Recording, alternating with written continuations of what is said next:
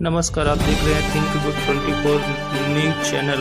अपने क्षेत्र की हर छोटी बड़ी खबरों को देखने के लिए हमारे चैनल को सब्सक्राइब करें। के इस कार्यक्रम का उद्देश्य संविधान बचाओ यात्रा। हम इस कार्यक्रम में उपस्थित हुए, हम अपने संविधान के बारे में बताया और जो आज मैं वो बात कहने जा रहा हूँ कि शायद आज हम संविधान पढ़ रहे हैं, जो आर्टिकल अनुच्छेद 19 के तहत आज जो हम अपनी बात आपके सामने रख रहे हैं, ये अधिकार सभा कर सकते हैं। आप समझिए हमारे अम्बेडकर जी ने कितने अच्छे तरीके से संविधान को संजोया और उन्होंने सबसे पहले कहा हम अपनी बात किसी के सामने कह सकते हैं, ये हमारा अधिकार। और दूसरा, हम अपना संगठन बना करके 4 लोग इकट्ठे होकर के अपनी भावनाओं को प्रकट कर सकते हैं। तीसरी बात देखो, उन्होंने कहा यदि हम 4 लोग हैं और अन्य लोगों को जोड़ना चाहें तो हम सभाएं कर सकते हैं। 19 का सी कहता है और 19 का डी कहता है, तो हम चारों तरफ घूम भी सकते हैं। ये हमारा मतलब चारों तरफ अपने भारत देश में घूमने की भी आज़ादी है। किसको? हमें और आपको। ये किसने दिलाई? बाबा साहब अम्बेडकर जी ने दिलाई। और इसके बाद में यदि हमें 19 का डी कहता है हम चारों तरफ घूम सकते हैं और 19 का ई कहता है यदि हमें भारत में कहीं भी अच्छा लगे, अगर हमें भारत में कहीं भी अच्छा लगे तो वहाँ हम रह सकते हैं। यही हमारा स्वयं का अधिकार है। और जब वहाँ रह सकते हैं तो 19 का ई कहता है कि हम अपने किसी भी अपना जीवन यापन करने के लिए कोई भी व्यापार कर सकते हैं, अपना जीवन यापन कर सकते हैं। अब बताइए इसमें हमें इतनी आज़ादी देने वाले व्यक्ति को आज हम नहीं याद करेंगे। और उनके बनाए गए अम्बेडकर जी का एक सपना था कि आप भले ही मेरी मूर्ति का पूजा ना करें, लेकिन सब मेरा एक और हमें कहाँ पे अपनी भावनाएं और अपनी अभिव्यक्ति और अपनी आज़ादी हमसे कहाँ पे छीनी जा रही है, कहाँ हमारे अधिकार होने चाहिए और कहाँ हमें अपनी बात कहनी चाहिए। अगर हमें सच और सच को सच और झूठ को झूठ कहने की आज़ादी नहीं तो फिर भीमराव अम्बेडकर के विचारों में चलने से क्या फायदा।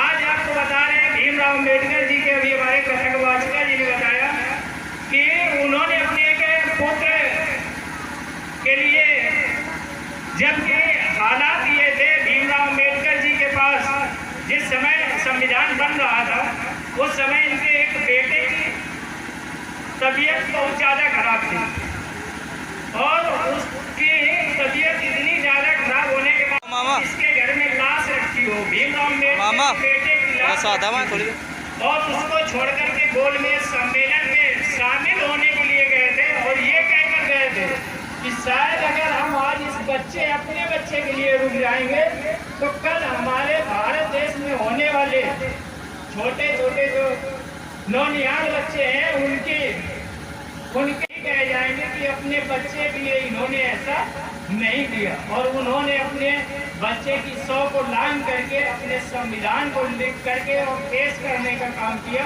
और हम लोगों के बीच आज प्रस्तुत है। और उसी का हम लोग और आप लोगों के विचार और उनके विचारों की अगर हम कुछ भी नहीं कर सकते तो कम से कम इतना तो करें कि अपने बच्चों को शिक्षा दें ताकि वो भी पढ़ें और वो भी जान सके कि हमें आर्टिकल 19 क्या देता है और संविधान हमें क्या क्या मतलब छूट दे रखा है।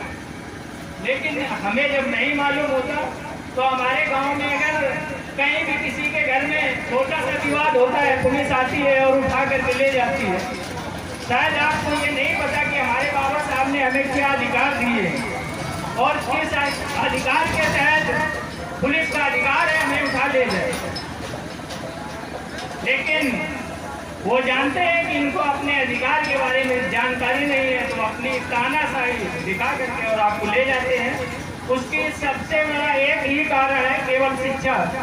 जिस दिन हम शिक्षित हो जाएंगे और अपने अधिकारों को जान लेंगे, उसी दिन हमारे बाबा साहब के सपने साकार हो जाएंगे।